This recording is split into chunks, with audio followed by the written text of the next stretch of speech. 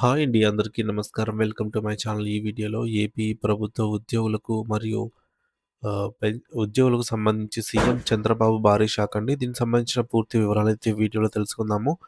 వీడియోనైతే ఎక్కడే గాని స్కిప్ చేయకుండా ఎండ్ వరకు చూసేయండి. అప్పుడే ఇన్ఫర్మేషన్ పూర్తిగా అర్థమవుతుంది. అలాగే వీడియో చూస్తున్న ప్రతి ఒక్కరు వీడియోకైతే లైక్ చేయండి ఫ్రెండ్స్. ఈ వీడియోని తోటి ఉద్యోగ పెన్షన్ మిత్రులతో అయితే షేర్ చేయండి. కొత్తగా మన ఛానల్‌ని చూస్తున్నవారు ఇంకా ఎవరైనా సబ్స్క్రైబ్ చేసుకోకుంటే వెంటనే మన ఛానల్‌ని అయితే సబ్స్క్రైబ్ చేసుకోండి. సో, దీని ద్వారా నేను చేసే లేటెస్ట్ వీడియోస్ అన్నీ మీ వరకు రీచ్ అవుతాయి. ఇక ఆలస్యం చేయకుండా వివరాల్లోకైతే వెళ్ళిపోదాము. ఫ్రెండ్స్, ఇక విషయానికొచ్చినట్లయితే ప్రభుత్వ ఉద్యోగులకు చంద్రబాబు సర్కార్ నుండి big shock. DA arrears retirement అప్పుడా అంటూ దీపావళి డీఏ అనౌన్స్ చేశారు కానీ అసలు కొర్రీ ఎక్కడ ఉంది? ఆంధ్రప్రదేశ్ ప్రభుత్వ ఉద్యోగులకు చంద్రబాబు సర్కార్ ఒక ఊహించని షాక్ అయితే ఇచ్చింది. దీపావళి సందర్భంగా డీఏ ప్రకటించినా దాని చెల్లింపుల విధానంపైన తీవ్ర అసంతృప్తి వ్యక్తమవుతోంది. వాస్తవానికి జగన్ హయాంలో ఉద్యోగుల కోసం కమిటీ వేసి నిరంతరం సంప్రదింపులు జరుపుతూ ఉండేవారు. వారు అడిగినవన్నీ పూర్తిగా చేయకపోయినా ఆయన టైంలో 11 డీఏలైతే ఇచ్చారు. అంతకుముందు చంద్రబాబు గారి టైంలో 8 డీఏలను ఇచ్చారు.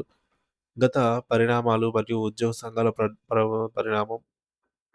గతంలో జగన్ చేసినటువంటి కొన్ని పనుల వలన ఆయన దెబ్బతిన్నారు. ఆ సమయంలో ఉద్యోగులు బాగా రెచ్చగొట్టడంలో విపక్షం విఫలమైంది. సో, అదే సందర్భంలో ఆహ్, తెలుగుదేశం హయాంలో ఉద్యోగాలు పొందినటువంటి వారే ఇప్పుడు ఎక్కువ మంది సీనియర్‌లుగా ఉండటం, యూనియన్‌లలో నాయకులుగా ఉండటంతో జగన్‌ను దెబ్బకొట్టే ప్రయత్నంలో వారందరూ సహకరించారని చెప్తూ ఉంటారనమాట. సో, ప్రస్తుతం షాక్ ఏంటంటే 21 నెలల డీఏ అరియర్స్ రిటైర్మెంట్ అప్పుడా? అది పెద్ద షాక్ అనమాట.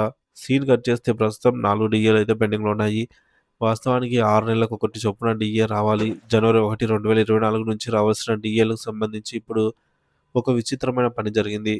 మొన్ననే డీఏ ఇచ్చేస్తున్నాం. ఇంకేముంది శుభవార్త అన్నట్టుగా కూడా చెప్పుకున్నాం.